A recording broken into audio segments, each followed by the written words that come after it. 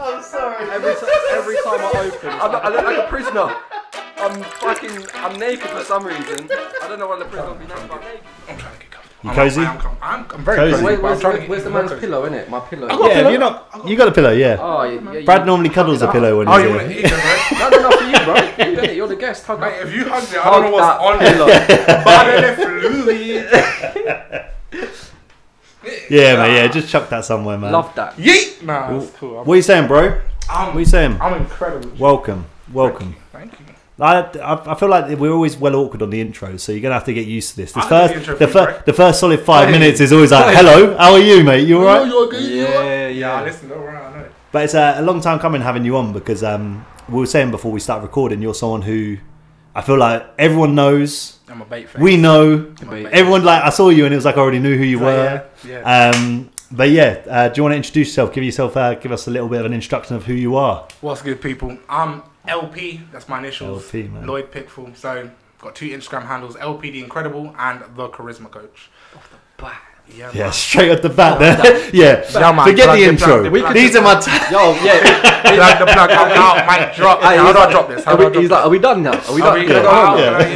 I've done my bit in it. Yeah, so there's a reason for both of those handles actually. Yeah. Charisma Coach. I think that's why you got me on some of the projects. Yeah, that's why I'm like, don't wrong. I'm not saying you're not interested, but the charisma coach thing. So talk to me about this. I want to get straight into it because as I said, you've got this handle called Charisma Coach. Yeah. I checked out and I instantly thought it was dope, and that isn't me just saying it. I just thought it was just giving insight into, I don't know, like the latest video you did where you'll talk about manipulation. Manipulation, yes. And again, with some of those things, they just resonate with me instantly. I was like, all right, cool. He's like, no, when someone's like talking and you're like, yes, yeah. But that's what I thought was so cool about it, is that these are things that maybe like you're kind of conscious of, but isn't always said out loud. Yeah. So is that the thought? Like, what's the thought process behind? That's pretty much the thought. So anyone who knows me knows I'm massive on being deliberate with communication. I love to, anything I'm saying, it needs to be deliberate. So if I want to come across in a particular way, we have so much power over that. And I think people say that, if you study science for 10,000 hours, or if you do something for 10,000 hours, makes you an expert. But we communicate our entire life, and no one's a fucking expert. You know what I mean? So it's more a case of we've got all these different nuances, body language, eye contact. If you just pay attention to them, there's things you can tell, and they contextualize what we say. So stuff like the manipulation. Yeah. We all know what's going on. If we just, and our instincts tell us. It's not, it is, but we're actually paying attention to what's happening with their body, with like their eye contact, all the non-verbals, they're going off, we pay attention. So I'm just trying to point that out, make people apparent that they are much better at communication than they think. Yeah. So. But was that something you've always like, because when I was seeing the videos, for me, I was like, is that something that you've always done? Do you know what I mean? Was it something that you were just instantly like, I've always had these thoughts and this is an output for me? Or was it something that you one day just go, I want to fucking talk about this? Or so it's a bit of both. So I've always been interested in, so I'm super fucking passionate about people. Yeah. I am in love with everybody. Like, I actually think people are incredible. So when I've always wanted to do psychology and sociology in school, and then for whatever reason I took an alternate path, but I kind of made my way back round, and I started doing comedy, like stand-up comedy. I started doing that on stage, and I realized, like, okay, I like being on stage, I can communicate, but I don't feel like I'm providing any value other than entertainment. And I felt like, you know what, I'd much rather have an area of expertise. And I thought, what do I do all the time?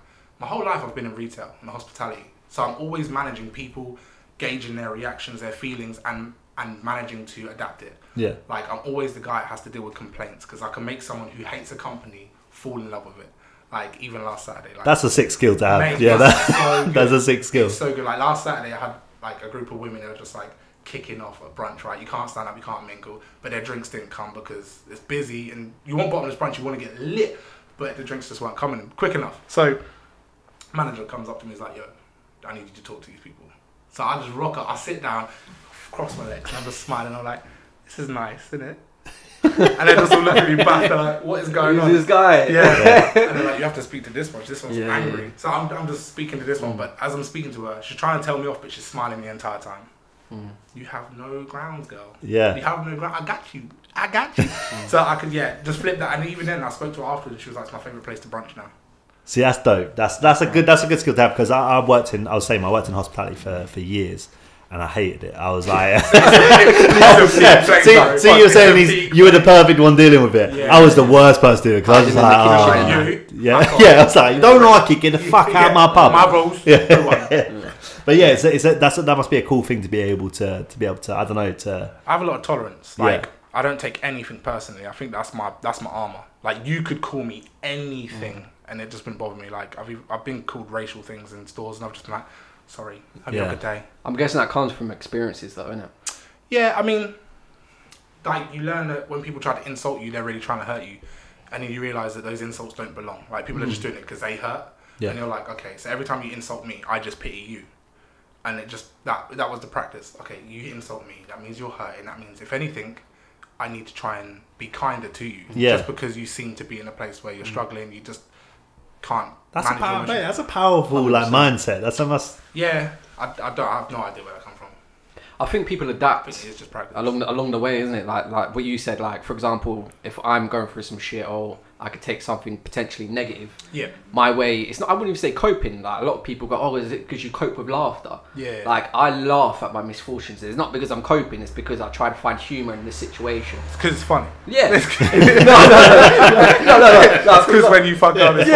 Like, if I pop all my tires on my car, people will like, get emotional. I'm just giving an example. Yeah. I'm gonna call my boy and just laugh, because if I don't laugh, you're gonna cry. Yeah. Exactly. And it's not even just coping, isn't it? I just think it's a change in perspective. Yeah, you can turn a lot of things into humour. You just dark they are, do you know what I mean? You just reframe the situation, because, like, I feel like I used an analogy the other day. Like, you could take one item and everyone will be looking at it at a different angle, and they'll describe a different picture, but it's the same thing. Yeah. But it doesn't change that what they're looking at is correct. If you're looking at something from the left and it has a particular shape, they're absolutely right. If you're looking at it from that angle and it has a different shape, they're absolutely right. Yeah. And you just got to change how you They say that about the number 6, innit? So they said number 6 was written on the floor. You're stood at one end of it, and I'll sit the other. I'd say it's a 6. You'll say it's a 9. We're both right. Don't bring Tekashi 6ix9ine into the conversation. Do you know what's funny about that guy? Yeah, he blatantly just came up with that, and then, like, over the time thought, you know what? That's some sexism, bro. That's definitely what. Someone sexism. Everyone's like names are incorporating numbers now. It's because it's their fucking gamer tags and shit, innit? It's a generation. I hear you. But like, a prime example, like I said about the whole, like,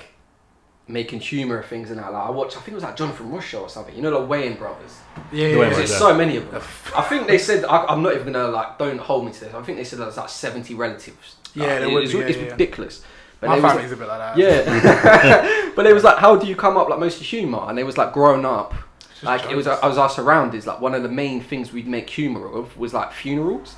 Yeah. And bearing in mind, like, predominantly, like, people going Jonathan Ross show, I think in this case a lot of them were like white people, and he's cracking jokes about the jokes they make at funerals and stuff. And obviously they can't really comprehend it the same way, isn't it? But that goes to show, like, the mindset of, like, people have with dealing with certain. Yeah, and that's it. It is coping, and it's like an independent culture. When you grow up in a particular household, your household has its own culture. Everyone has their own culture, and then our households have their culture, and it just expands and expands, and then we become society and it has its own culture. So what people deal with, like, through the lens of family and stuff, I think it's the basis for how they deal with everything else then. Because that's how they grow up, that's how they learn about it. So humour is a big part. If you grow up in a funny household, chances are you're going to have a sick idea of how humour works, and you're going to be witty. And I feel like there must be a correlation between humour and intelligence, because I feel like some of the smartest people are the most witty, even if they don't mean to be. Like, even sarcasm. Yeah. It's all very... Like, sarcasm is usually their strongest point, though, isn't it? Like, being witty. I know quite a few people like that, to be honest. And it's clever how it's like, sarcasm is not just the use of, oh yeah, I'm making a really good punchline. It's like, I'm using all of my non-verbals to communicate humour to you. Like, it's my tone, it's my demeanour. And again, that's the whole interest in communication, because you know it's everything else, not just the voice. Yeah. So that's where I agree with you though, when you talk about, like, humans and just being like, I have, like, a different outlook. Now you're like, I love everyone, and I think everyone's amazing. You're like, I'll draw the line now. But what I find is I find people fascinating. Yeah. So I think everybody's got their own, like, same way as you were saying about you can look at something from a different angle and everyone looks at it differently.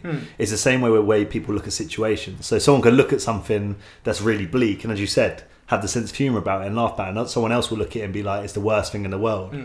And the way everyone's wired, the way their brain works, it's so fucking different. It is, Yeah. bro. It's so different, and I find that so fascinating. I wouldn't go as far as loving everyone, but like, it's. Do you know what I mean? I think as people, because like in terms of like technology and everything, like the human brain and just people in general is something that no one's ever going to crack and fully understand. And so like me, I like to again like to understand everyone I come into pass with. If you're my friend, I like to kind of understand what makes you tick and what you like, dislike, blah blah blah.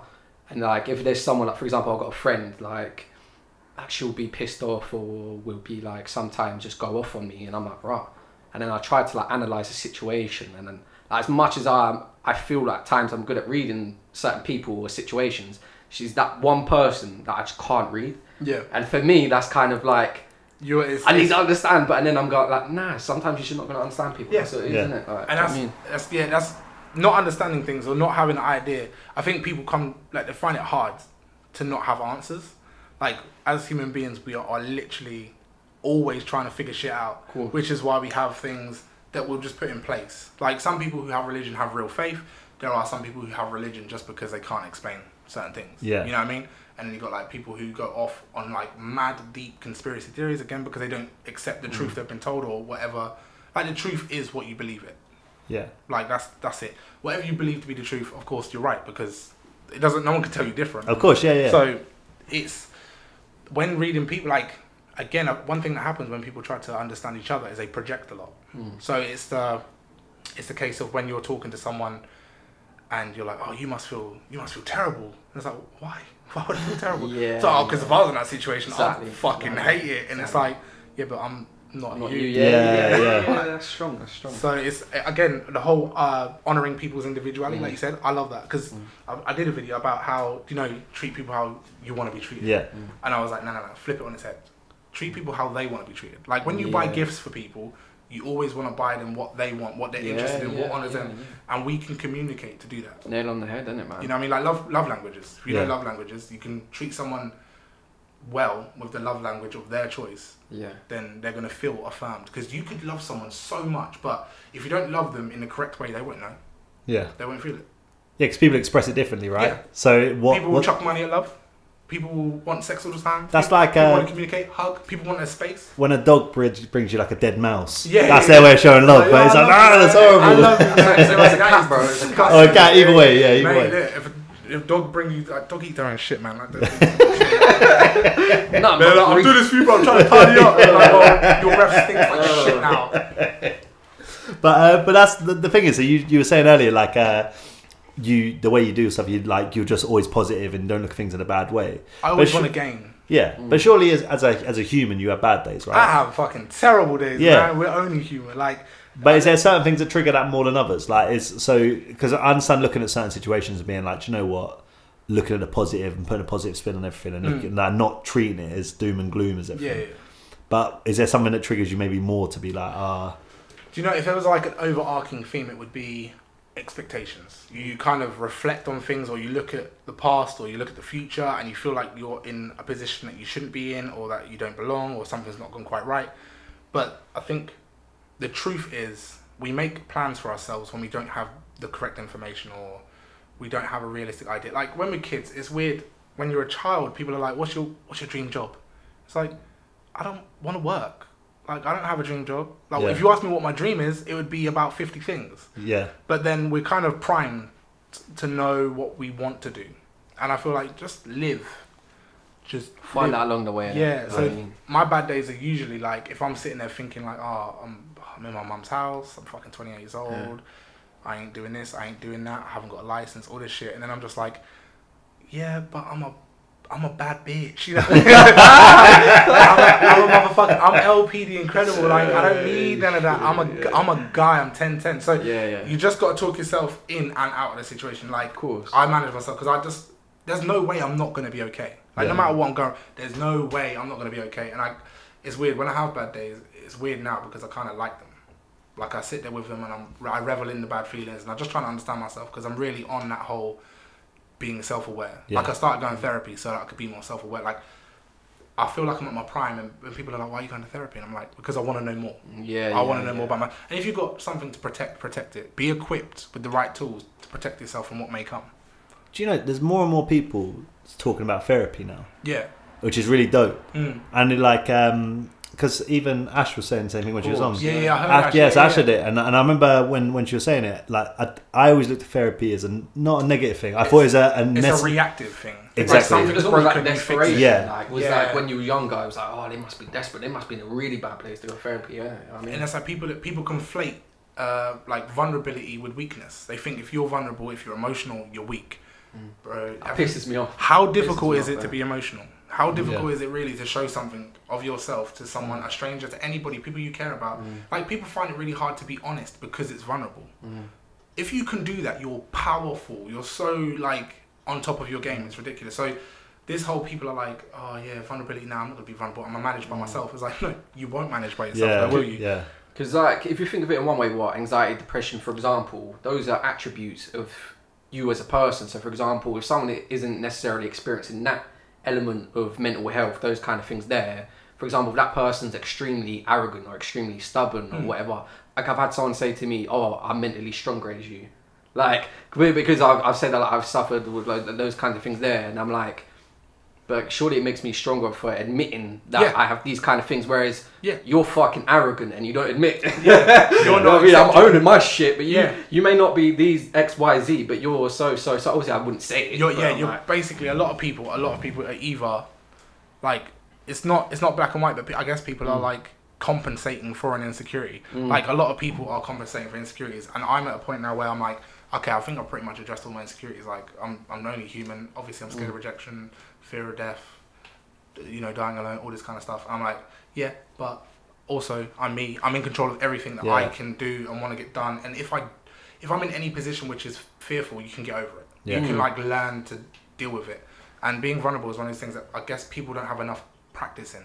Yeah. Like, you deal with a bad issue, and people are forever telling you to like deal with it, man up, all this kind of stuff. And even, I guess it is a gender thing. Like, when I did a video, I had a bad day recently, and I recorded it. Actually, I watched the first half of that, and it was just before I come and got you. Yeah, like, I was like, I want to be vulnerable. I don't know who to be vulnerable to. Fuck it, let's just record it. Yeah. Because sometimes you don't have to be vulnerable to people to hear advice or to, like, get answers. You just need to hear yourself say it out loud. And I saw this picture recently, which is like, it's like a tangled knot in your brain, but there's like a string coming from the brain, and it's like a tidy reel. And it's basically what happens when you talk your thoughts. It's almost, they become malleable, and you can take them and you can be like, actually, I'm chatting shit. I'm perfectly fine. I'm 10-10. Yeah. I'm a bad bitch. You know? Yeah. So I feel like talking about things really helps, even if you don't want to address the situation head on and label what it is you're dealing with. Just the feelings themselves. And it's a funny thing still, because, like, I've done probably more, I don't know if the correct word, it's not the correct word, I say extreme things on socials and whatever. Like, I think I was messing about in the gym, and then, like, a following post I put, I think it was along the lines of, like, obviously this following month's probably going to be hard on a lot of people, like myself admittedly. Like, I'm probably going to struggle at some points and not. Like, if you want to chat, feel free to pop up my DMs, do you know what I mean? And after I wrote that, I was like, does that come across as like weird? Should I delete that? And I'm like, why am I going to delete Nah, bro, something? that's your truth. Like, that's positive. And then, like, this is going to lead me on to my question to yourself. Like, a lot of people are like, oh, here he is again, fucking trying to talk all that positivity bullshit. Like, in your position, obviously, that's more, I can't think the correct way to say, excessive. Like, obviously, what you're doing is very positive, and I respect it fully. But, like, I remember growing up, like, I tried to, like, talk to someone and say positive things, and there'd be times where, like, I don't need that wisdom bullshit right now. Do you know what I mean? Yeah. Do you get that? I mean, do you have people like, oh, fuck's sake, I'm not trying to have that kind of chat. I just want to chat to you. Do you know what? I don't get that. And I think the reason I don't get it is because I tried to talk around situations in like a real way. And the one bit of feedback I always get is very consistent is, like, you're relatable. And I'm like, I don't know what makes me relatable, but I think I know what you're saying. I think it's the language I use, and it's the fact that I'm not telling you shit ain't bad. I'm not saying, yo, everything's perfect, everything's good, and you just got to think about being well, and you'll be 100%. Like, I'm not saying that. What I'm saying is shit might be fucked up. It don't last forever. Life is peak, and you've got deficiencies. You're not perfect, but that's blessed. Like, you're still valid. Everything, you still have value. Like, the fact that people seem to think that you have to be somebody to be worth anything is crazy, because everyone is worth, like, there's so much to us. Like, whatever one thing isn't the sum of us. Like, our occupation, you could be a manager, a CEO, but that's not the sum of someone. So even though they're a CEO, which is a big deal in like corporate industries, that person is still more than that. They could be a father, a son, or a mother, or a daughter, or a wife. Like you're so many things, and to think that you have no value, even though you occupy so many spaces, is ridiculous to me. Why do you think that is? Like, why do you think people? Because I'm not gonna lie, that same thing you've just said there is the same pressure I put on myself. Yeah, and I do too. And it's just, I think it's just a natural thing. You feel like you got to have your shit together. You feel like you've got to achieve something. Yeah. But as you said, like just being a good son, being a good person, like, being you is sick. Yeah. Like it's actually so sick, and I think it's just because we're so even more so now because of social media. There's so much pressure to be somebody, to appear 100%. In a certain way, and I'm very fortunate in the sense that I don't really give a shit about money. So like when it comes to money, it's not my driving factor. Obviously, I needed to pay bills, so I'll do not bare minimum, but I'll do enough to pay my bills and live life. Yeah. But that's not what motivates me.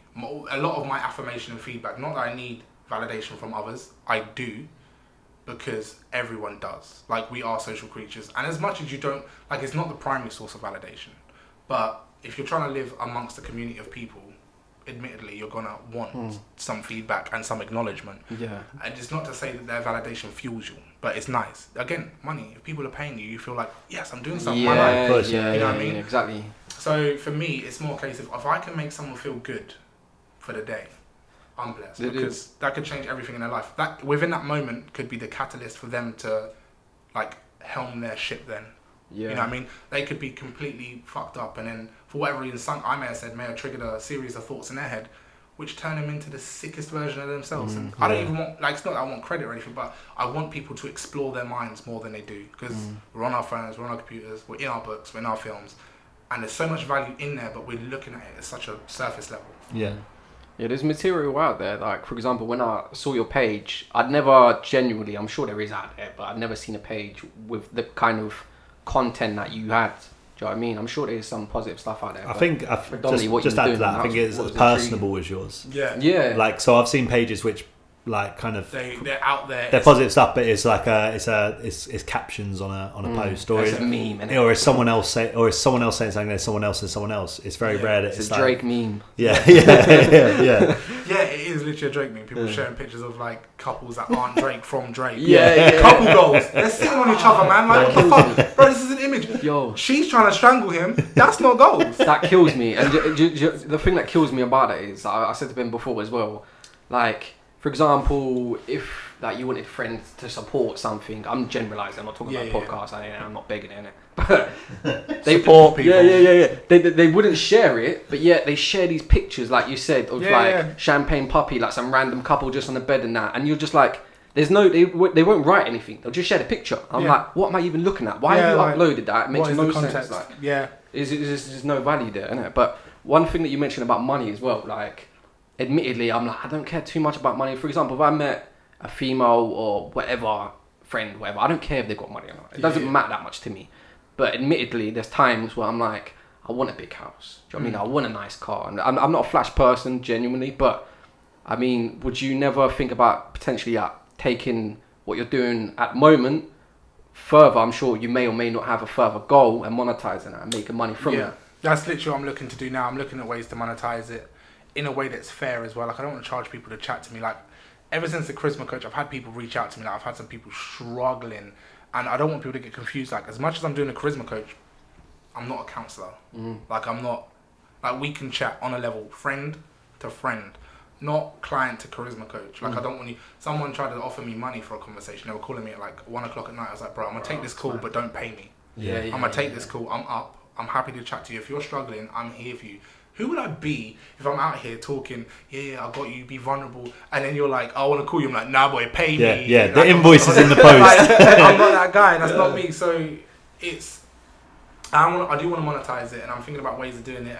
But at the same time, I suffer from like imposter syndrome because I'm not formally educated in this field. I feel like you doubt yourself. Is that what that means? Yeah. Basically, like I feel like I don't deserve to be where I am. But at the same time, my life is my qualification. The reason I'm so good at what I'm doing is because I pay attention, and that's what wisdom is. It's not how much knowledge you have; it's how you implement it. Yo, Gandhi didn't study psychology at uni. That's really probably. He probably has. Yeah. That motherfucker's got a master's and a degree. What do you mean? Yeah. But imposter syndrome for me is bollocks. Like, like because I had the same thing when I was doing the video stuff. No doubt for you. You start, and I didn't go to college, I didn't go to university or anything. I just like similar. You just kind of you start doing stuff. End up where you are. Because you can just start doing stuff like it, and it's that the world is now set up like that. It used to be a case of you have to have qualifications. You have to do this. Yeah.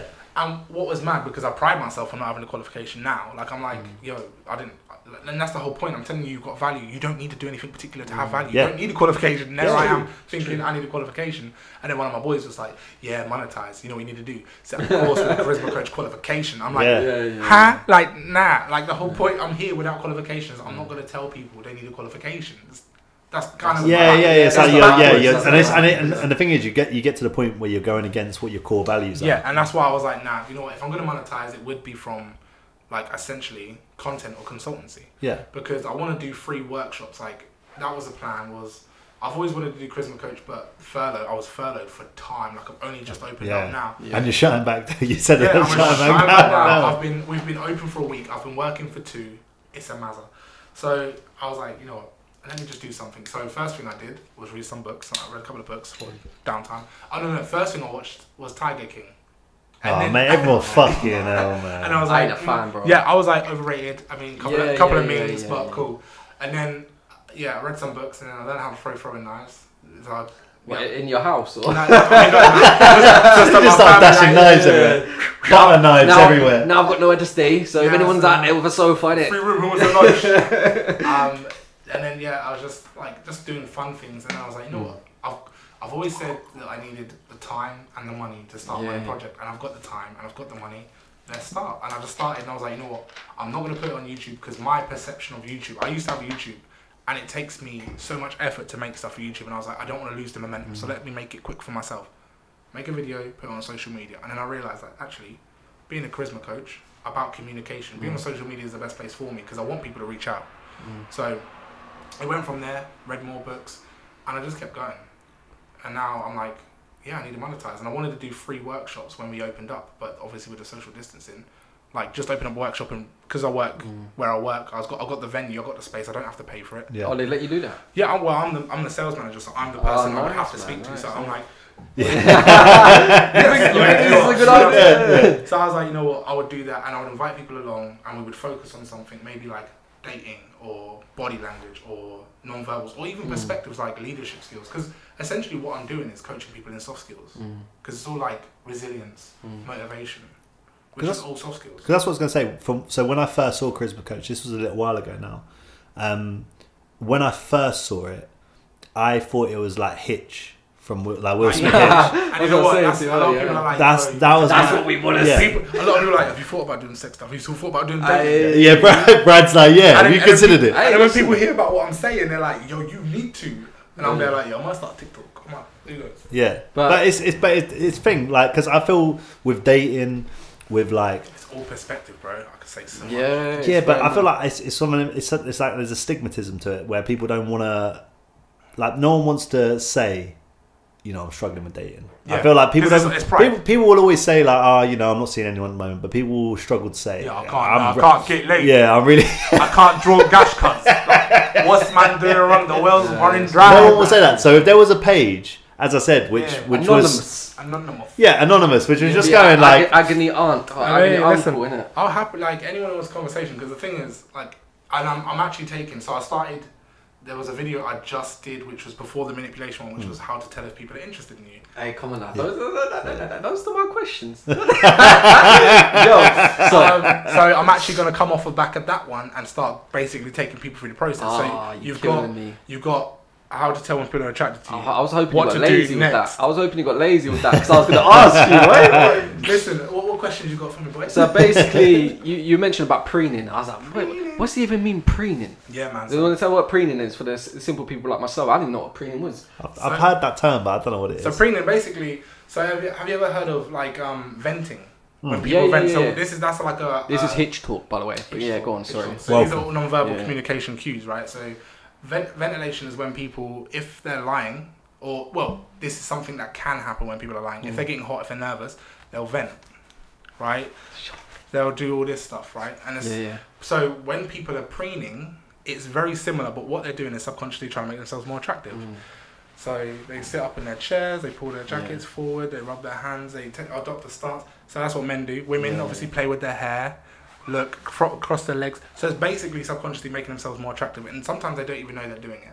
Because the whole idea is, I've seen someone who I like the look of, let me try and get their attention without getting their attention, right?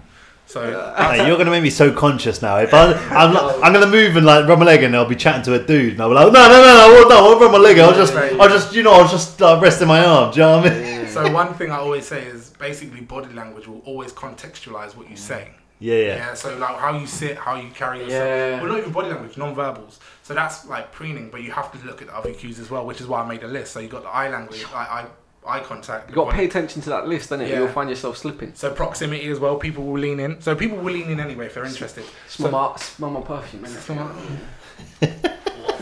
Smell that. Well, you smelling it through the mic. Sorry, this is my head here. So what I was saying. This one of them ones. So yeah, when you're leaning towards someone, it means you're interested. It means you're paying attention, right? And that's what body language is. And then people like think this is like, oh, it's closed. Closed, isn't it? Yeah, it is closed body language. It's just awkward as shit. But this is a self-soother. So it's not just, oh, I'm defending myself. It means I'm getting comfortable. Pockets and that as well. Well, the thing is, whenever you're listening to someone, but you're in a position where you can't sit or lean, you'll cross your arms. You know like if you're outside a club, you're talking to someone and you're engaged, but you're just like. Yeah, so one of us needs to take the bullet in it. So I'll take the bullet. Oh, is it? So I'll take the bullet. Man, like Brad. Be the guy. So my dating situations, like, what situation? So historically, how can I say this? It's not even about being PG and every polite. Like I say I do alright. No, I believe you. No, I believe you. No, I don't mean that as in that kind of thing that you're thinking. I just mean dating in general. Like communication with females, I'm alright. I believe you. But if I come into contact like she's an alien extra, then makes first contact. Yeah, but like if I'm meeting someone new, and like she is a bomb. Yeah, like I'm like that guy like turns into a nerd, isn't it, and starts getting all hot and like ventilation. I'm that guy. I can't help it. Like it kills me. Like I'm more confident as I've got older. So admittedly, in that scenario, I'd be confident enough to obviously strike up a conversation, but the conversation would be dead. Well, it's funny you say that because I don't think the content of conversation matters too much early on. No? Nah, it's the approach. So if you manage to approach someone, a very polite approach, isn't it? A nice guy. Yeah, I'm a nice guy. If you, for me, I'm just sincere. I'll tell you how I feel. Like for me, I find it easier to speak to people I'm attracted to. So like, that's mad. Yeah, I'm fucking lucky because like you could be 10 and I'm like, yo, I know exactly what to say to you. Yeah. Like I'm very good at talking to people I'm attracted to. And truth be told, it's because I can't stop looking at them. So my eye contact is natural. I'm like, I can't stop looking. But it's the fact that you've approached is good enough. Like by default, people will look at someone attractive and they'll go through this process of reasoning and they'll be like, I'm not going to approach them because they've got bare people in their DMs already. So I'm not going to bother. I'm going to think. Everyone else is thinking that too. So no one's doing it. Like the few people who are doing it, who are dickheads, get their way. And that's why I work like. You got the people who are like, you know guys who grab girls' arms? That's a bold move. It's also sexual harassment. Disclosure. But they get... I do not condone this. But I work in the hospitality industry. I work in a nightclub. I see that shit work. And I'm like, why? Yeah, bro. As we've got older now, like... Don't get me. I'm not really a nightclub kind of guy. Yeah. If I go there, I have a couple of drinks. Me neither. Do a little dance. When I say little, make a little love. I mean, get down tonight. Yeah, exactly. Maybe not that. Like I'll do a little dance. Nothing too mad. Show us. Yeah.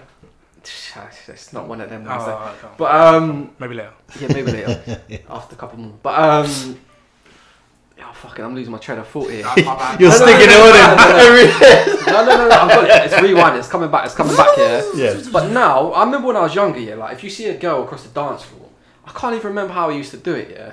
But like you'd make eye contact and you just move in to the direction, and before you know it, you're dancing on her. And she's dancing on you, obviously. I mean, it's just me. You just dancing on her. And she was like, get away! Yeah. Back up! And that's how Brad got arrested. It was consensual.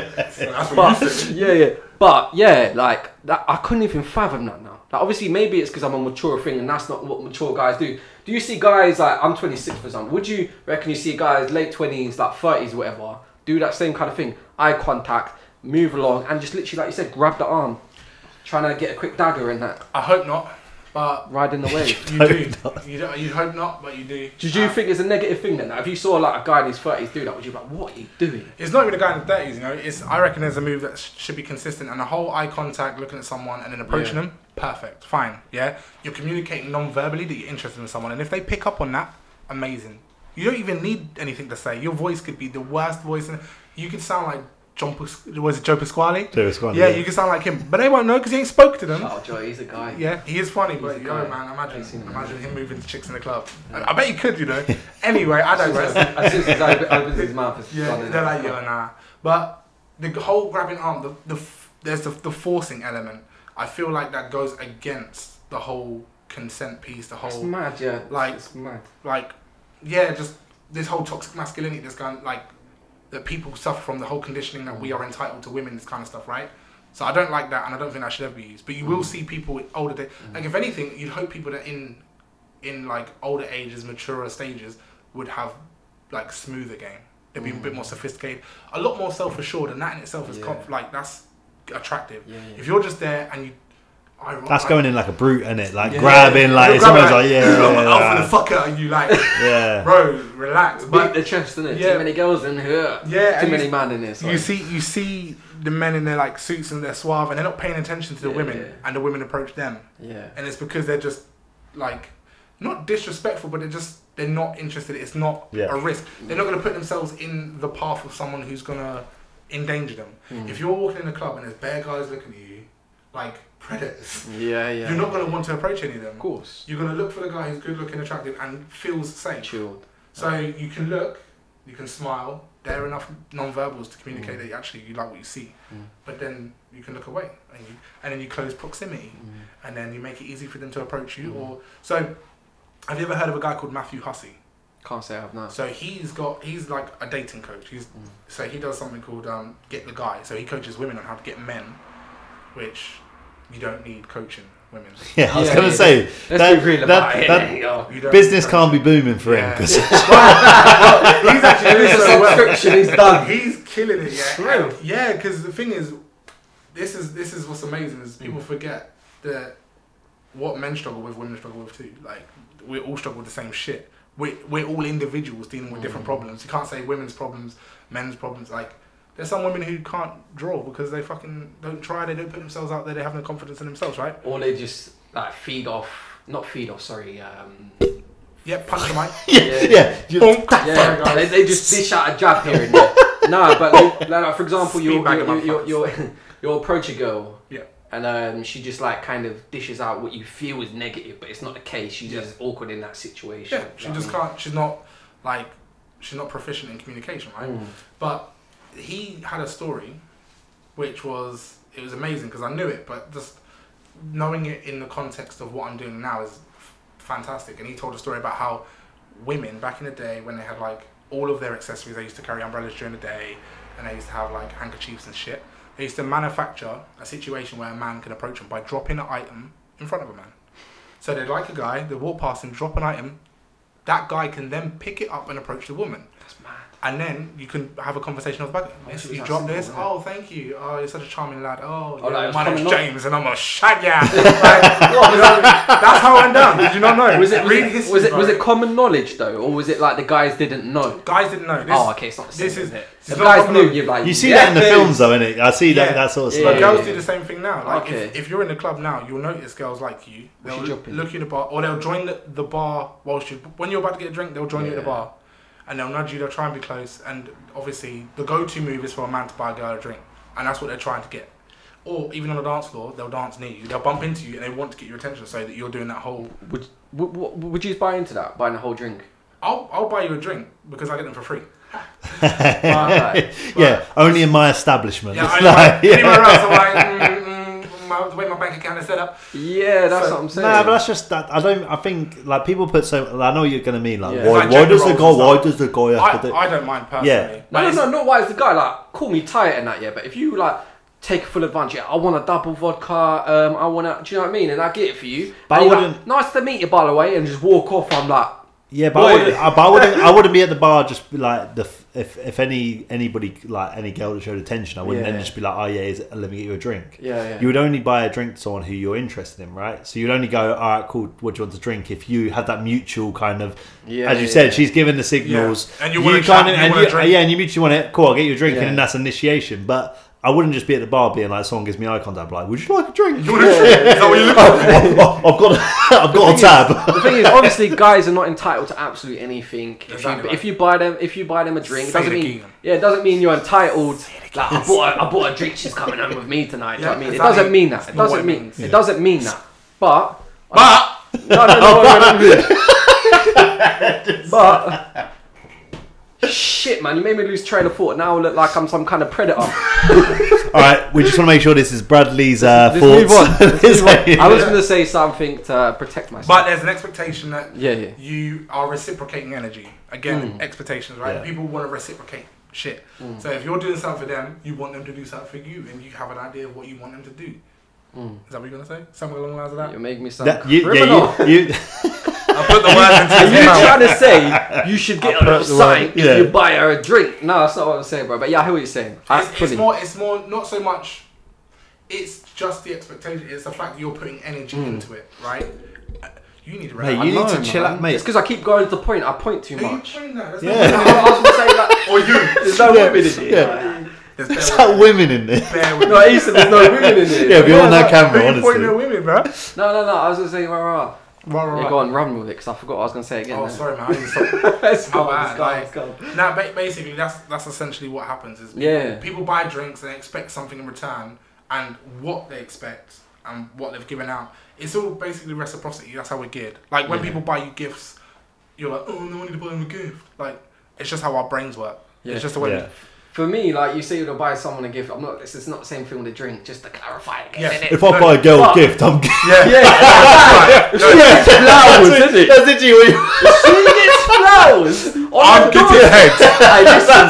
Straight out of the van. Even if they're not BP flowers, and I've paid for someone to courier deliver them. Jesus. Better know. No, I'm joking. It's nothing like that. But what I was gonna say is, in general, like both sexes, whatever. If you buy someone a gift. Like, I'm that guy. Like, I don't need to like drop down on your knees. Thank you so much. You bought me a gift. But appreciation goes a long way. Yeah. Because I've been in many situations where I'm like, may not have a lot of money at this time, but I'm gonna spend a lot. I'm gonna spend a lot of money on this person. Yeah. And then it's like, oh yeah, thank you. And you're like, say it, bitch. bitch. So you live and you learn. Save your money. Yeah. I mean. Yeah. So. Moral of the story is don't buy no one nothing. Don't buy your own drinks. I was gonna say girls tend to not be bold enough to ask you to buy them a drink. I've had it. Yeah. £1 a drink night as well. She came up to me and she had the audacity. You buy me a drink. Get out of me. Get out of my way. You smell of BO, man. Well, £1 a drink night is just asking you to buy a drink. And she smelled of BO. You say no anyway. Why were you anywhere? There's a £1 a drink. Yeah, what's wrong with you, bro? You remember cookies and cream? Oh yeah, it was like 80p or so. Cookies and cream and rumour and that. Thursday nights. And groove. Turn up. Sticky floors and that. Yeah. Good times there, man. I'd say big up. I didn't say thank you, by the way. I started drinking the rum. Thank you. Yeah, thank you. That's right, man. This is the best gift anyone's brought in. Oh, is it? This is the best gift. Best. You're the second person brought a gift. The first person brought a hat and biscuits. Yeah, this was before your time. Vibe Chemistry, Alex. So he brought a hat for Dale and half a pack of biscuits. This is definitely better. So and that wasn't like Dale's hat, his hat. It was Dale's hat, yeah. Dead gifts, man. Dead gifts. I was gonna try and grab some bottles of like Revolution's vodka. Revolution's vodka. Yeah, but man, like I used to go Revs. I haven't been there since they've had that refurb either. Mate, it was popping. It was so good. You know what? Yeah, I'm 28. I'm looking good for my age. Thank you. But it's crazy because when I used to go out, I never used to rate Revs. Never used to rate it. And then I started working there because I was like, you know what? I need to do something on my weekends because now I'm single. Like I've got nothing but time. When you're in a relationship, all your time goes in like couple things, right? 75%. Yeah, and I was in that position for like 11 years, so I was like, I've got a lot of time, I don't know what to do. 11 years? Yeah, man. 11 years. So I was like, you know what, I need to do something with my time, and I was like, make money. Yeah. And then I went there, and I was actually like, fuck the money, I like dancing. This music's good. Like, I'm out here cleaning tables, vibing, and then I applied for my position, which is a sales manager position, and got that. And yeah, like, I worked really hard with the manager to bring it up to a point where it was a capacity. When I started, we had we have 2 rooms. One room was okay. The other room was dead. It was either downstairs. Was that what was okay? I don't want to say it because I don't. Go ahead. I don't. No, I was gonna say I don't generalize it as this genre in it, but they call it urban. Like the people call it urban. Urban. Yeah, you could call it. That's what they call it in the industry as well. That's urban, what I'm saying. urban. I won't call it urban. Yeah, you call it urban. You call it garage band, but no, it's not the correct way. Yeah, it's a bad label. Saying, But yeah, so that kind of vibe was on a Friday. It's upstairs, downstairs like poppy. Upstairs like a house or something. And then Saturday was upstairs like EDM and downstairs urban. But those rooms were like, the capacity was like, what, 50-60%. And then after the refurb, like max, like we had people coming like, yeah, we want to do a promoter night here. We want to do like, boost your clientele. I'm like, with who? We don't need no clientele. I just thought, so he was like, should we bring this LP guy on, And I was like, yeah, his stuff looks good, And he was like, yeah, he's a sales manager at Revs. And I was like, give me free entry for life, bring him on. Got you, bro. The Charisma Coach was me just like, I was trying to like sheep in wolf's clothing or whatever. Charisma Coach. Yeah, we want to talk about that. Yeah, he will get us in for free forever. Bottles on deck. Mate, I tell you what, Bottle bunnies. When I got this role, and before I got the sales manager role, I got some next role which didn't even exist in the company. It was so mad. It was called the marketing exec, right? And they were like, yeah, just do what you want. I'm like, what does that mean? Literally. And they were like, and I was like, okay, I wait for the manager like of sales of the company to come see me. And they're like, yeah, just do what you think works. And I'm like, I don't know. Yeah, so I'm just doing what I want. So obviously I got free reign, so I was allowed to give out shots and stuff. So I was like, you know what? Something abroad working in Tenerife. You were like Coyote Ugly. You were setting the bar on fire. Mate, so basically, I heard there was this role called like an atmosphere manager or something. And it's basically the guy goes around who's a vibe, right? And that's basically what my job was at night. I wasn't even supposed to be working weekends, but that's what I was doing. But I used to do this thing where I'd see guys who liked girls but didn't have game, and I was like, I gotta help these guys out. So I used to take a shot stick, take it to the girls, and be like, ladies, can't see the men over there. Why? Cost them nothing. And then the girls will go like, oh, you bought these drinks, thanks, la la la. And I'm like, got you, my man. You're a modern day Cupid. Mate, that's what it was. I got you. But I felt bad because obviously I'm getting them intoxicated, and it's like, shit, maybe really, you're an arsehole. I'm a fucking knew what you were doing. I'm a dickhead. Do you know what I love when you said that as well? Is that you were like, I used to hate Revs until I worked there and turned everything around. It great. Basically, mate, it's such a sick. Oh my god, like some of the Friday nights. Because mate, you need beefing, bro. You're drunk, mate. Relax. Yeah. You've had a couple. You had this dead man fingers away. This is my second, isn't it? That's what he's gonna have. Like, no, to be fair, like, it's well close to me. I'm not used to it being this close. Am I? That's fair. It's because you usually sit here in it. You look at me like, I'm not used to it, am I? I was like, what do you want me to say, like? Justify it. No, justify actions. Yeah, but Revs is sick now. Like, because there was mad drama like years ago. But you get that with clubs. Like, there's so much shit going on in clubs. So many moving parts. There's always someone who's got like clout on the internet, so they always have a little bit of control, and people are trying it all the time these days. Do you still have Richard as DJ there? You used to call him Dickie, like no, what is it? We don't. He's gone. Sorry, I don't know who that is. Yeah, he's been there. He was there for years, so he would have been there a time. How long have you been there for? I've been there for just under 2. But I think the manager who's there now, he started just before me, like the Christmas before. Really? And I think he changed a few things about. So he might have changed DJs because none of the DJs have changed since I've been there. If anything, we've added them because on Friday it was 1 room, Saturday was 2 room, and then Friday became 2 room. Yeah. And then we even changed one of the DJs. He became the resident DJ. Bless him. He covered for his mate, and then his mate was like, "Yeah, cool, they like you." And then we got rid of his mate, I think. Yeah, if you need a DJ, we like, we like you. Got rid of my guy. So we want this guy. You chopped my guy. If you need a DJ, just shout me in it. Nah, do you know what? We're not airing this podcast. I've had enough. You got rid of my guy. Mate, it weren't me. I'm loyal. Listen, I've got a virtual DJ trial. It's enough. I can set up a set. I believe you. We're not allowed DJs at the moment. That's dead.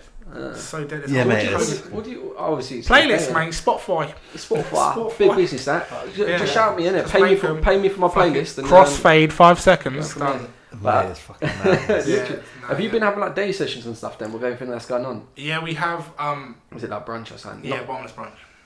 That's a mazza. Yeah, we already know it. Everyone knows what bottomless brunch is. Yeah, it's mad. But one thing, sorry, we kind of went past it. I wanted to kind of address it. You don't have to give away all of your like kind of tips now. But obviously you mentioned. Infinite. So you mentioned about the signs and whatnot, like body language. Like for me personally, I'm terrible at reading like body language. For example, with women, there's been scenarios where I'm like, hey, okay. I think I said to my boys, I think I might be doing okay here. Do you know what I mean? I think I'm doing alright. And there's no chance.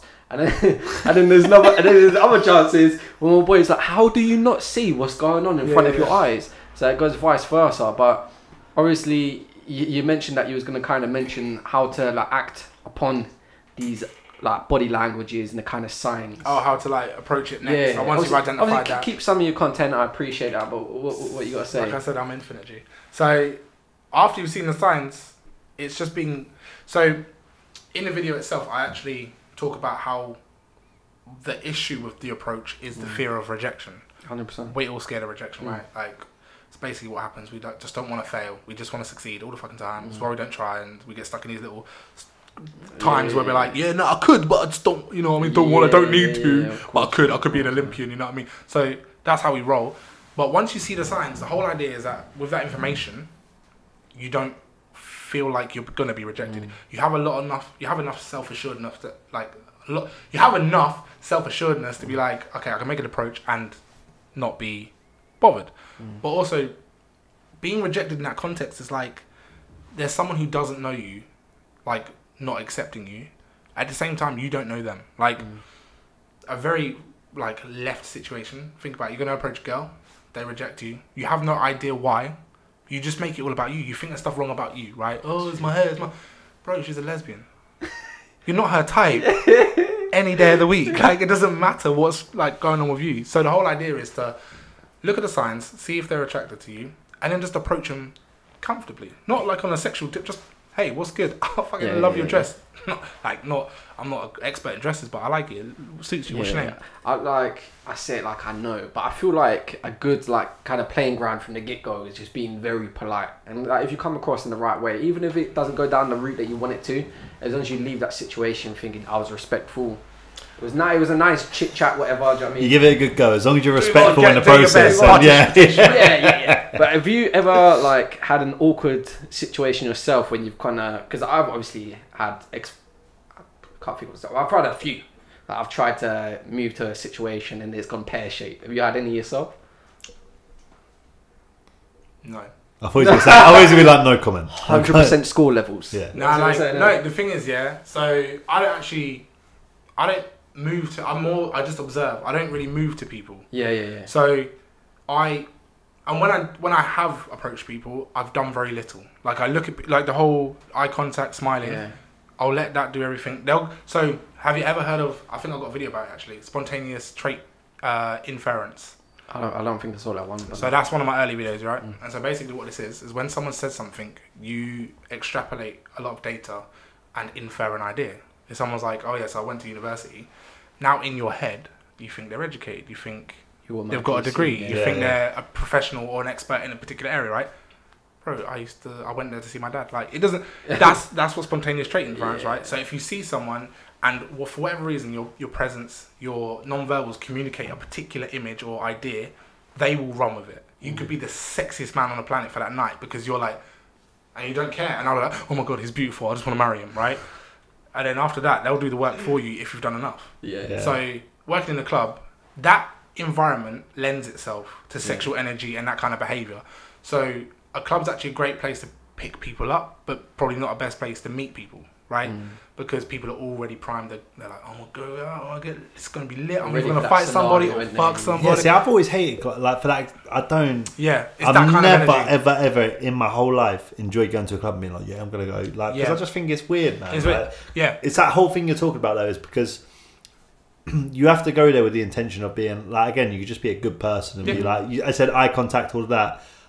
I can't imagine going in there being like, right, fuck you, right. Because guys go out there. You've not done that, come on now. No, that's what I'm saying. They get rowdy with each other a lot of the time, you know. No, but guys, not fighting. No, with chasing women, like the guys smash, right? Guys go out and they're like, right, tonight I'm fucking smashing. But you look at the people they're smashing though. They're doing it for numbers. No, of course, yeah, and it's like a thing to them where it's almost like a You're not as successful only if you. I've always found that from when I was young. I found that shit weird. It is weird, and it's people seem to measure their a lot of men seem to measure their value by how many women they've slept with. Yeah, and it's mad. No, that's very mad. But being honest, being in like a younger environment when I was 18, 19, and like partying and whatever, it's just good energy. obviously the guys you go out with, I'm not gonna lie, there was like most of the nights you're like obviously talking about girls, yeah, I'm gonna pull rah, and if you have no action whatsoever and all of your boys have, you kind of like deflated, you're like, oh man. No, that's what I'm saying. Like you're I'm saying that's a thing amongst guys. Like, and especially when you're younger.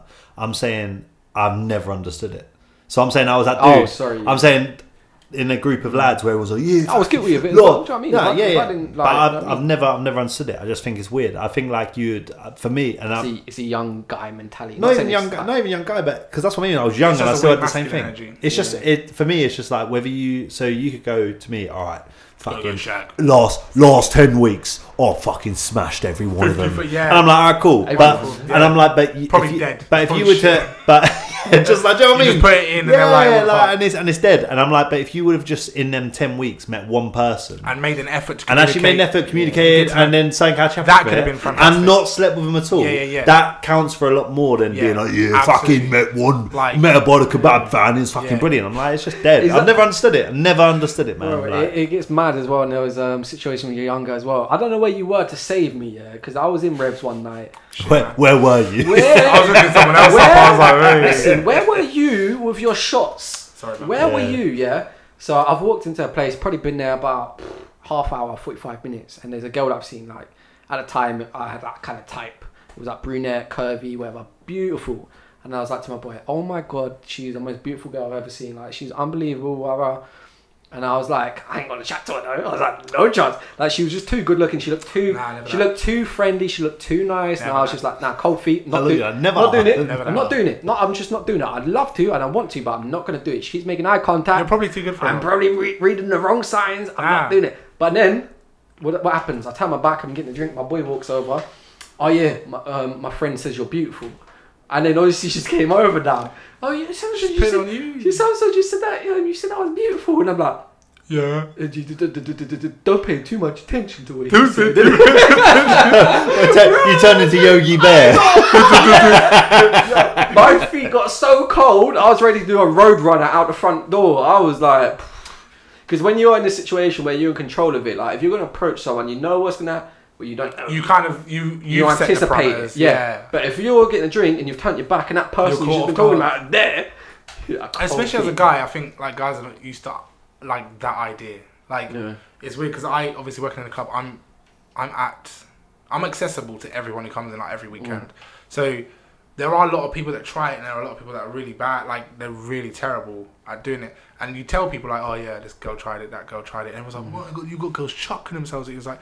I work in a nightclub, like they're in a position where they're comfortable enough or confident enough to do it, right? And half the time they're smashed out their face. It's like, so I don't, for that reason, I don't like chatting to people at work because they're drunk and I'm like, it's not real. And it's not sincere. You don't know if it's sincere or not, do you? Yeah, there's a big idea like behind me being management, me being in a club, you being drunk, the environment, the outfits, everything. Like it all lends itself. Like outside of chat to me. If you want to talk, let's talk. But don't just approach me and try to think you're going to use a cheesy line. But do you think like because you've got like a mature mindset of it, and it's like the way you talk about it is that way as I look at it, right? Yeah. But do you not think if someone else was in your shoes? Absolutely, bro. They could, like, know that old, with great power comes great responsibility. Yeah. I had one of my boys was like, sorry to go. I'm happy that you didn't look at me and say that if someone else had your position. No, I don't even mean you. I don't mean you. I just mean like just in general. Yeah. Look at me. No. I'm not even you. I just mean in general, like because I know dudes are scumbags. Like straight up. My friends are like, so I got friends who like. They refer to me as like, oh yeah, you're alpha, and it's like a bit of a joke in that because I kind of do what I want. Yeah. And it's like, you're alpha, and I talk about my position, I talk about these stories. It's like, if you're not smashing them, like I'm disappointed in you, and I'm like, well, I'm not. So it's a dead mentality, man. Like I don't care. Like I remember when I was younger, I never was confident enough to say that.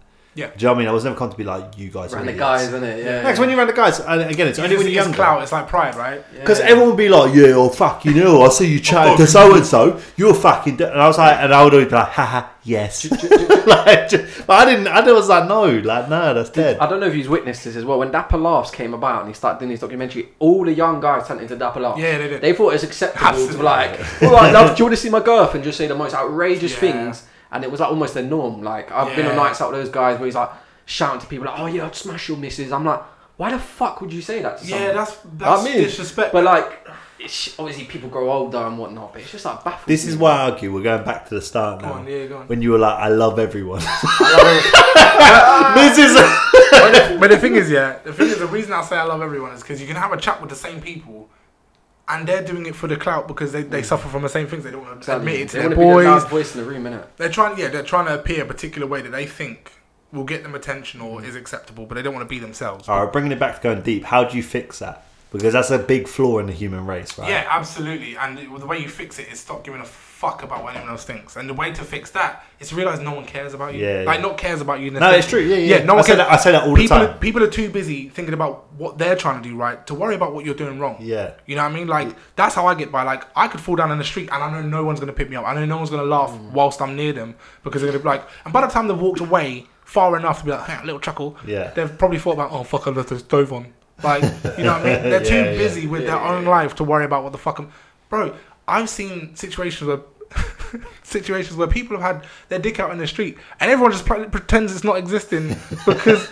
Like, and if they don't give a fuck about that guy, they don't give a fuck about me when I'm doing something relatively normal. So I'm like, you've just got to realise that no one is worrying about the silly shit that you're getting up to. Be silly, have fun, enjoy yourself, but be yourself. Yeah. Like, you've got to understand the most attractive thing about people is confidence, and the only way you're going to be confident in being who you are is with practice. So you've got to be as much of yourself all of the time. Like, if you're a nerd, be a fucking nerd, man. If you're like someone who's like proper into music or into particular dancing or particular clothes, be that guy. That's you. But that's what I think sick right now is that I feel with the current like generation, like not even just the current generation, I feel like the time we're in right now is where people are making careers from who they are. Like, who they are. So you've got like YouTubers who like, and people who have a stigma around YouTube. I don't think it's sick. Like someone, I think it's great. Someone who's like, especially right now, there's whole like Pokemon's come back. So Pokemon cards in a big way, and so, Pokemon Go. Like, I don't know about that. But... So people are all doing this Pokemon cards, and they're earning big money. Like, oh shit! Yeah, like big money. Yeah. So what I'm saying is that people are like experts and geeks over Pokemon.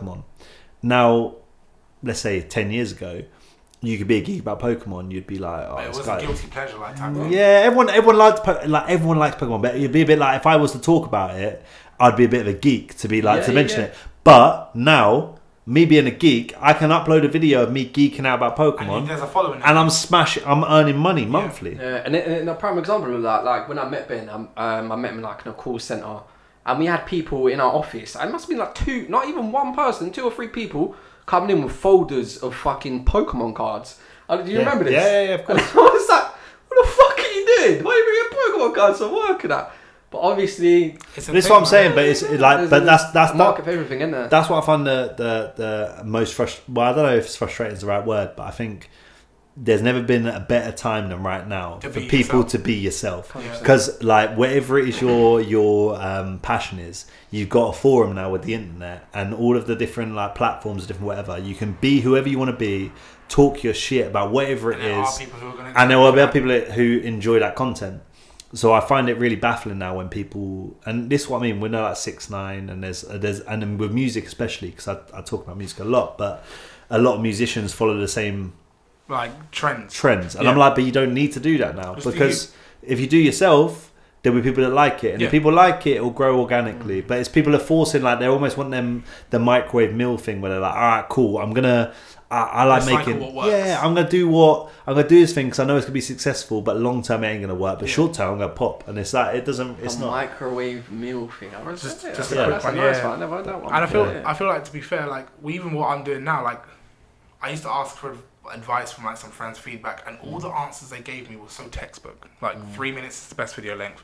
You need to do this. You need to follow the trends. Fuck it all. And I'm just like, I want feedback because again, at that time I needed more validation from people to have faith and confidence in my project. Yeah. But now I'm like, do you know when I started Charisma Coach, I stopped asking people for feedback, and Yeah, that's what good. gave me my consistency. Yeah. And one of my videos about perfection was basically about you're not gonna there's no point striving for perfection because your perfection is different from other people's. It's subjectional, right? Exactly like for example, there could be someone else that's doing something very similar to yourself, and you could reach out to that person and think, okay, what I've created, I feel is kind of different on the market and just in general different to anything anyone else is doing. This person's doing something similar. I'll seek advice from them. However, your template doesn't have to follow theirs, isn't it? Yeah, it's just the information. You can make a big difference from stepping away from what they're doing and doing it different. Yeah, so. And I think that's what I've done well is that. So one thing I put a lot of merit into, and it's something that I implemented in every role that I've occupied, is conversational tone. Like I will talk to people like I know them, and I encourage people to talk to me like you know me, even if we've never met, because it bypasses all of this like rapport building bullshit that we go through. Like takes a little while to bring you out the shell. Fuck it, I'm gonna chuck my shell. You're gonna see me naked, dick swinging. This is who I am. I'm here. Welcome, welcome. And you don't have to accept me immediately, but I'm letting you know who I am immediately. I'm kind of like that in an aspect. For example, like in a work atmosphere, like I recently had a new manager, and I was like, obviously I wasn't gonna plan nothing in it, but I was like, I need to kind of hold myself back a little bit because I know how I am as a person. Like you just said, from the jump. Like I say very politely, like I'm very outspoken in terms of I feel passionate about something and I'll speak about it very politely and whatnot. But for someone that's just met you, most of the time they're going to think, what's this guy on about? He's outspoken, right? Why is he trying to come across like this for? Do you know what I mean? So I reserve that kind of energy and those kind of thoughts, do you know what I mean? But I hear that strongly, do you know what I mean? I'm very much someone that kind of, if I'm trying to get to know someone, I'm like, you want to put yourself out there. I almost feel like I'm excessively being myself at times. If that even makes sense. Like you ham it up just so they're like, okay, I've got a better idea that's of who what this person like. is. Yeah. You know what I mean? And I feel like that's the way to be like, and you don't have to do it like full on. You don't have to be like, okay, this is me. Yeah. It's more a case of if you say hi in a particular way, say hi in that same way. Like I'm always extra when I'm saying hi. Or if people ask me how I am, like people have started taking notice. Every time someone's like, how are you? I'm like, I'm fucking incredible. I'm fantastic. And like that's like low key a little cheat because it's like a mantra. The more you say it, the more you believe it. And I used to say it about my ex. I used to be like, people used to be like, oh, how's your ex? And I'm like, oh, she's fucking fantastic. She's perfect. She's incredible. And people would be like, oh, that's incredible. And the energy they would carry would marry, like it would be married to the energy that I gave them. So I was like, I'm just gonna do that to myself. You know what's funny you mentioned that is I was showing someone your video. So I was looking through them because I just do that. I'll look through. It's gonna be something about. I was showing someone else, and it was the intro. Yeah. They said, "Oh, because you said I can't remember the exact time you used." You look so, fantastic. so you're like, "Yes, people like." Yes, I'm fantastic. Thanks for asking, Yeah. or something like that. I can't remember. It was just an intro video, but instantly they were like, the energy is high. my point was that the attention was caught straight away. Yeah. Which was dope. Like, which is what you want, which is exactly what you want. But it's but I'm glad you've done the whole Charisma Coach thing because it could have been very easy because it's clear that it's not. You haven't done Charisma Coach as like as you said, it wasn't like I want to earn some money from this. You've done it from an organic place. It wasn't jumping on any kind of bandwagon or nothing like that. It's just pure passion. Like I could talk about that shit every day, all day, and people are like, "Do you not get like all of my conversations are that now?" And because it's a study of like communication and people, I'm always studying. Like I'll look at people and I'll pay attention to what they do and where their eyes go and what their legs are doing and what their arms are doing and what clothes they're wearing. Because all these things are micro, like you get nervous. No, I was going to ask you a question, bro. No, I was going to ask you a question. He don't like being sat in the middle. That's the thing. So he doesn't. I've been pretty chilled. I was going to ask you a question, but go on. Sorry. No, go on. I was just going to say, do you ever find yourself catching yourself and you're like, yo, I'm overanalyzing this situation right now? Because being conscious like you say you are and like reading certain situations, I'm assuming you could find yourself in that kind of scenario. You could, and I wouldn't say... So I've never felt that way. And I think the reason I've not felt that way is because of my objective. Like I'm not doing it for any particular reason other than to learn. So it's not like I'm like, oh, are they lying to me? Like trying to figure out anything. Yeah. So for me, I like to play games, and I used to do this thing when I used to work in the city centre. I used to work at a place called the Buckle Shop, which was in the middle of the city centre, like the walkway. I know. Yeah. So I used to stand there and used to watch people for hours and hours and hours. I used to try and guess, like, okay, what's their relationship? And that's fun. What's their emotional connection? Something that's fun. Yeah. So I used to do that, and I used to even try and challenge myself that if these people approach the store, I would try and have a conversation to affirm what I would thought. So I would ask like, there's a book called Never Split the Difference by Chris Voss, and he's an FBI negotiator. Chris, I know who he is. Yeah, he's and I don't know if he said it's because he's done a masterclass. I don't know if you heard masterclass. Yeah. He's fucking incredible. He's Sorry, sick, right? I haven't heard that. Yeah. No one's mentioned that name to me, and you're the Chris first was. person. Yeah. So he has a book. Yeah. He's sick. And he talks about like open questions and closed questions, but he calls them calculated questions because the way he asks them is to get people to answer towards his objective. So if he wants to know like what smart. wine you like to drink, he would be like, okay, if you were to approach a bar, what would be the first drink that you get? For example, like he would say it in such a way that your answer would point in that direction. Where he wants it to go, Yeah, because open closed questions, very simple concept. Closed questions, yes, no. Open questions, they have different, like more long answers. But then he takes it to a next level, and it's like I didn't know it at the time, but I was practicing asking calculated questions, and I used to do that. I've been in sales my whole life. I was like a business manager at Vodafone, and they give you a sheet that you have to fill out when you're selling contracts, and you have to fill it. So I'm like asking all these questions. And have you ever heard of NLP? Nah, I can't say I have one. So it's called neuro-linguistic programming, and a lot of people think it's a bunch of shit. I don't really care. It's not science, but I like the idea that communication can be tailored to beget certain results, right? And there's this technique called TED. Tell, explain, describe. If you want to ask an open question to get someone to talk a lot, tell me about your day. Explain to me what you mean. Describe to me the image you have in your head. These are the kind of questions you could ask where someone would literally just loosen their lips and just keep going. Yeah. And Chris Voss has this other technique called labeling. Yeah. He calls it the mirror. Yeah. And basically, if someone says something like, "Oh, you know what? Fucking, I hate that bitch Bertha down the road. She like stole my shoes." All you have to do is repeat the last three digits. Steal your shoes. Steal your shoes. And like, yeah, she fucking stole my shoes. I swear she's like a size 12 or something. She's got boat feet. Cause like, why she steal my shoes for? And like, boat feet? It's like, yeah, I saw them the other day. They're wham. And those are sick techniques that you can get to by saying very little, but getting people to say so much more. Do you know that was the biggest thing I took? Because I said, like, I haven't read the book, but I said he did this masterclass, which I watched, and I found the most fascinating thing. 'Cause all this stuff, I think it was like an overview of all the stuff he teaches as like a FBI negotiator. And the mirroring one's the one I've used the most. Mirroring, because it's so fucking simple. It's so easy, and we do it subconsciously, you know. And he said his friend went on like a spa weekend. Yeah.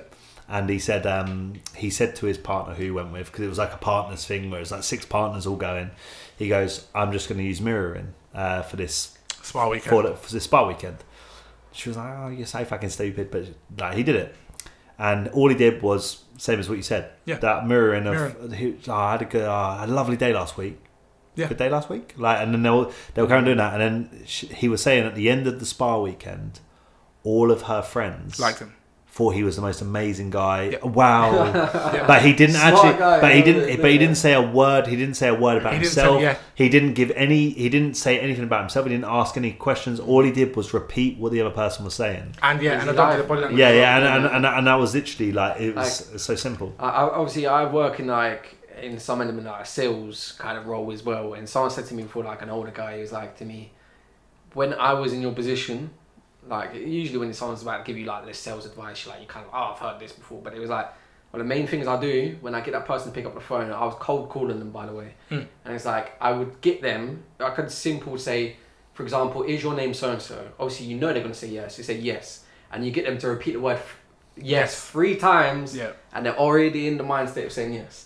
Like, to me, that baffed me. I was like, I like that one. It's encouraging people to say yes, and also the use of names. So you can anchor information. So I was doing a video about names, but I think it was too big for me. Like, I have a lot of ideas about identity and names being like the first constant of our identity, and that there's a lot of concepts in fantasy where if you know the true name of something, you have control over it. Yeah. But if you think about it, if someone says your name from like down the street and you feel like you heard it, you will stop listening to the person in front of you and you'll turn to your name. So you can literally use that in conversation. So if I was like saying something and I said Brad and I touched you and anchored the name and the information, you would feel like that information belongs to you. 100%. And also another version of mirroring is like adopting the same body language. Like I'm sitting exactly like you. No. I'm making it in your mind. Don't hit my fucking mind. No. Jeez. You're sitting like, I know, I'm sitting like you. You didn't realise. Well, you're not sitting like me. I'm every time like you leaned away from the mic, I was leaning away from the mic as well. No. Every time and to be fair, you punched the mic earlier as well. You punched the mic about 3 times. Yeah, like, So yeah, when you mirror, if you just adopt, like if someone's like low energy. So the little trick that I use with mirroring, and I'm not sure if it works, 'cause I'm not fucking scientist, I'm a genius, I don't know. But it seems to have the effects I desire. So if I conclude that it works, it's because of my results, right? But I adopt big energy, and then I allow people to mirror me.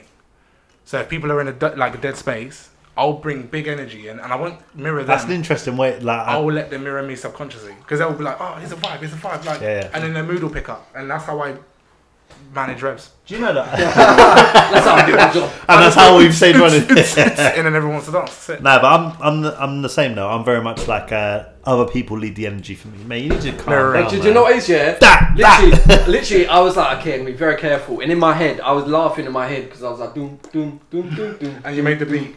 Yeah, literally, man. And you flopped. I did. Mission Impossible. Alright, man. Well, honestly, it's been dope having you on. I feel like I feel like whenever we get someone on here, I feel like we could literally talk for hours about this stuff because it's interesting. And it doesn't feel that long either. Like when you started chatting, you're like, that's what I mean. It goes fast. Time, it goes fast, man. Yeah. It goes fast. But bro, thank you. We'll say this now because we'll do this song of the week. But thank you so much for coming on, man. Thank you for the rum as well. Yo, I'd love to have you back on here again sometime. Yeah, absolutely, man. I'm down for it. Yeah, we'll have to do it again because I feel like we've only brushed the surface. It's one of them ones when we've covered like Charisma Coach, but I feel like there's a lot more. Kind of make use of you for, innit? I'll bring it on, man. I'll drop my tips. Bro, I do the thing, innit? You know what I mean? Yeah. But man, as you're the guest here, man, let's kick you off, man. What you got for our song of the week? What you got song for of the week?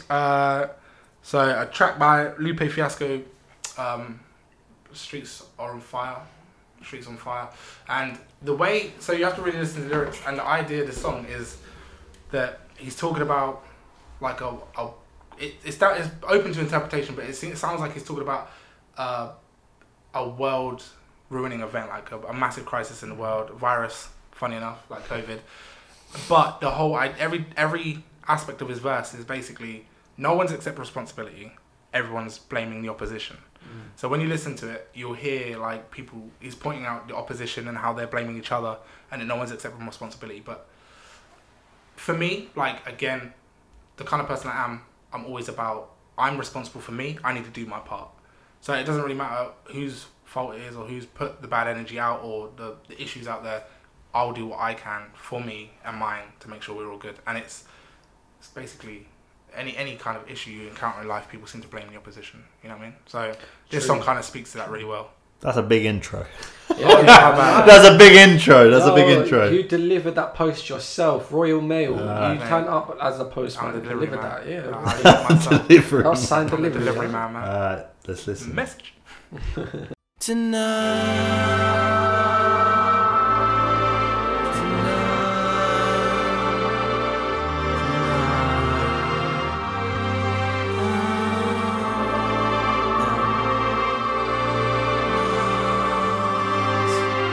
Stars are aligning, the plan is colliding, the plan is arriving, and she's out there smiling, the fear is upon us, the skies try to warn us, the parents are gone, there's no children tomorrow, is driving me crazy, this war is my lady, we love all our babies, and God is amazing, the tick of the time of the slip of the rhyme of the pimp and the rise of your balls, that you'll find the head.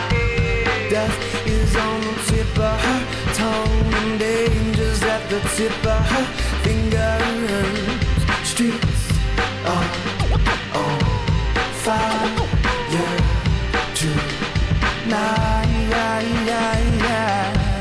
Death is on the tip of her tongue and danger's at the tip of her fingers. Streets are on fire tonight.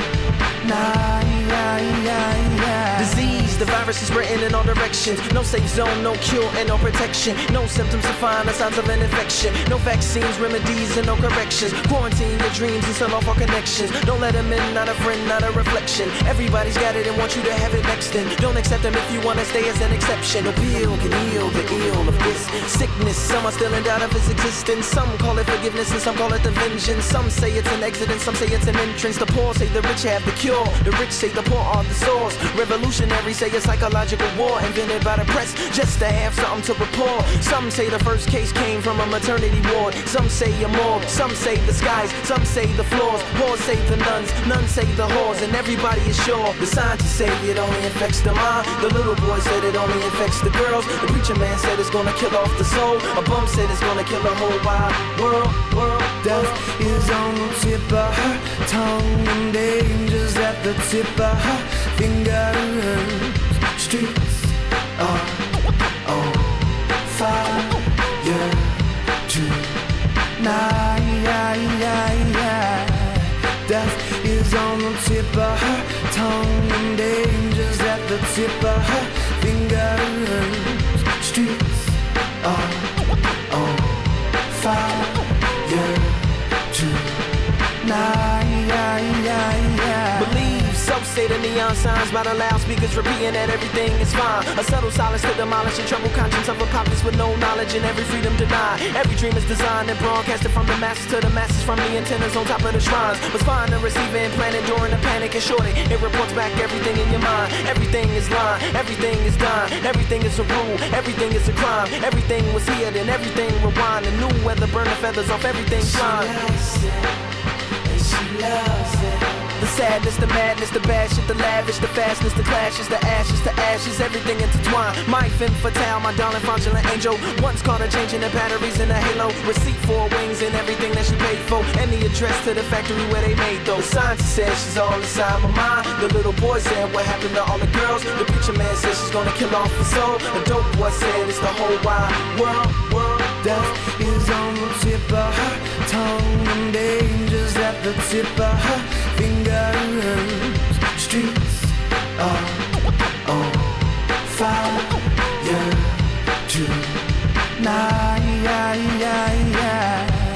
Death is on the tip of her tongue, and danger's at the tip of her fingers. Streets are on fire tonight.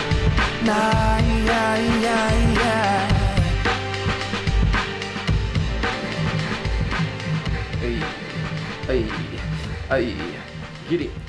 I took in every single sentence. Yeah, you did. Man. I didn't chat at all. No, I say this all the time. I listen to them back afterwards. But yeah, sick man. Yeah, I mean, mate, and I love Lupe. We were talking earlier, like Lupe Fiasco. I'm a big fan. He's changed up recently. Like we were just saying, he's turned into a bit of a different. Yeah, very different. Stepped out from your generic like kind of rapper, ain't he? Yeah. I think you said something about him holding up samurai swords. Yeah, and he does like martial arts and stuff, man. People forget that when he come about, he was the his what's the word? Projection. Yeah. Was huge. Like people thought it was like with all the big artists, he was projected to be massive, and he just made some choices which he was just chilling. Like he didn't. He was again. He's one of these people that seems like he honoured himself. Like he just didn't. He utilised his position to accomplish things he wanted to accomplish, as opposed to just being famous for the sake of it. Which is dope, man. I'd say I'm a big fan of Lupe Fiasco. Like, I want to go back to the Lasers album. We'll talk about it. And I want to go back to it now. I'm gonna listen to it again, 100%. All right, Brad, hit us, mate. What you got? I've got an artist. It's one of them Spotify ones where you just like listen to something and then it ends up in a shuffle. I was driving in my car and I was like, I can't remember what I was listening to at the time, but it shuffled onto this guy and I was like, and it had an effect. You're just like, it was a vibe. When I say vibe, I'd say more of a chill. Help me out. It's soul. I want to say soul. Is it soul? Yeah, I'd say soul. Yeah, he's by the name of Josef. He's recently got a collaboration with Loyal Khan actually. So if any Loyal fans there, go check it out. But this song is called Limbo. Yeah, man. I definitely worth checking him out. As we always try to push like artists that are predominantly kind of, I don't want to say underground, but maybe not as well established. I'd probably kind of say so. This is a kind of gem that I've came across recently. So yeah, this is Josef, Limbo. So check it out, man.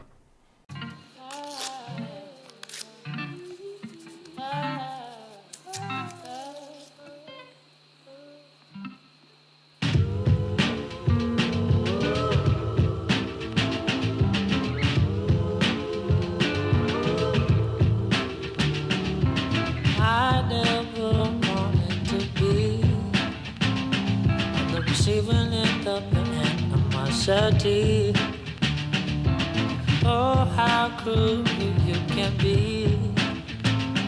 But if it's part of your charm, and I got this song actually. I never thought I'd say that I hate you, but isn't that love said a different way? Yeah. Stuck in that mentality between bitterness and loneliness. How can I get over this when you're still all over me?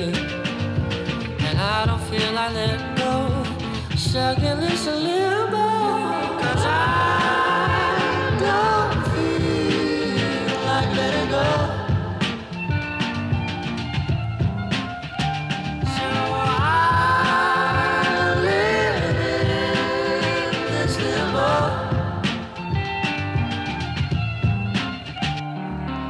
I'm finding it hard to see the line we finally tried to put up in between.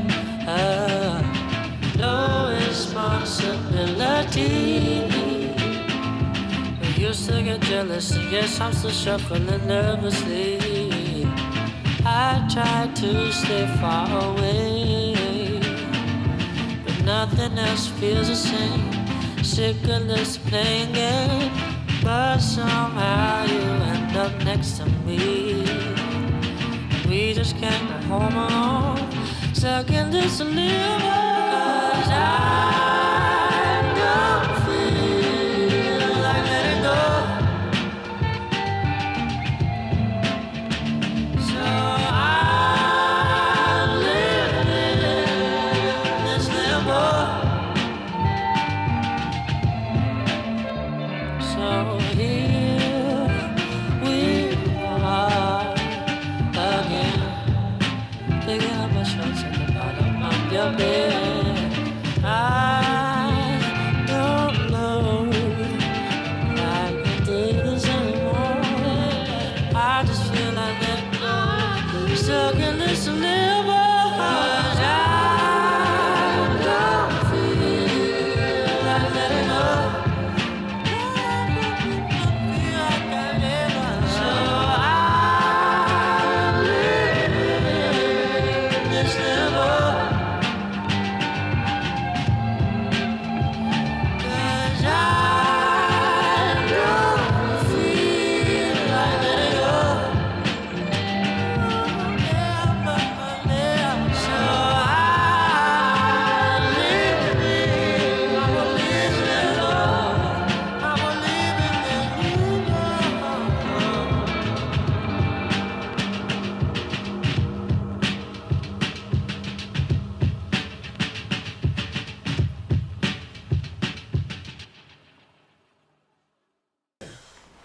Yeah, that was a Sorry, short track. I didn't want to. Yeah, Nah, I didn't want to interrupt you guys' deep chat.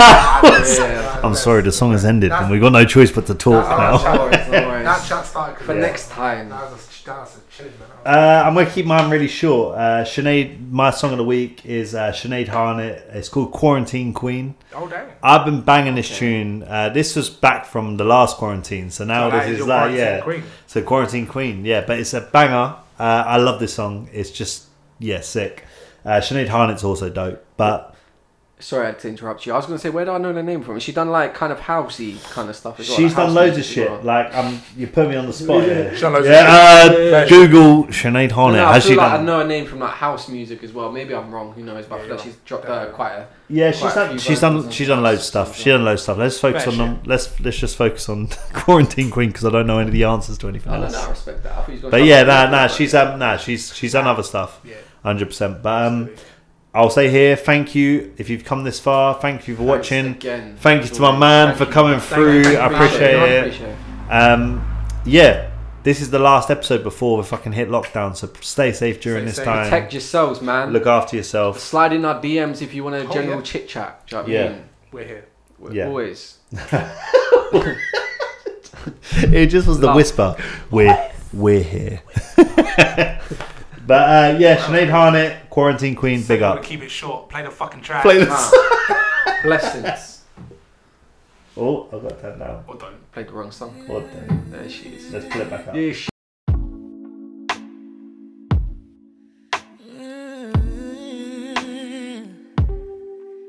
Oh.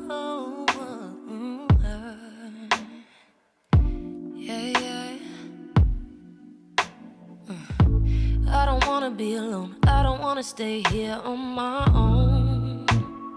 Here on my own. Every time that I look, there's another headline on my phone.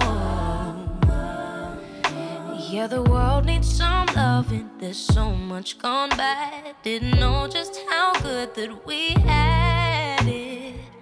So tell me something nice, give me something to right these wrongs.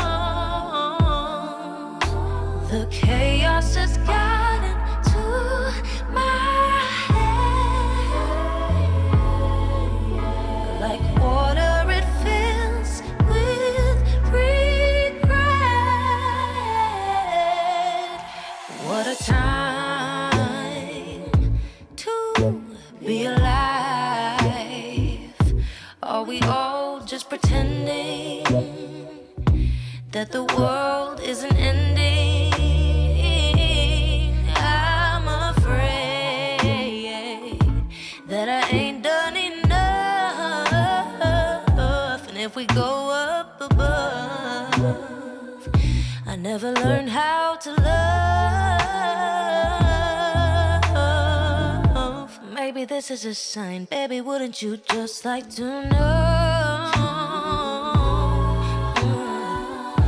We ain't living this right, there was only so far we could go. The drama has gotten to my head. Like water, it fills with regret. What a time to be alive. Are we all just pretending that the world isn't ending? I'm afraid that I ain't done enough. And if we go up above, I never learned how to love.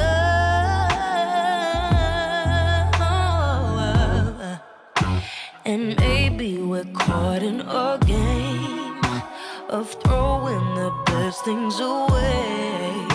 It's about the right time for a change.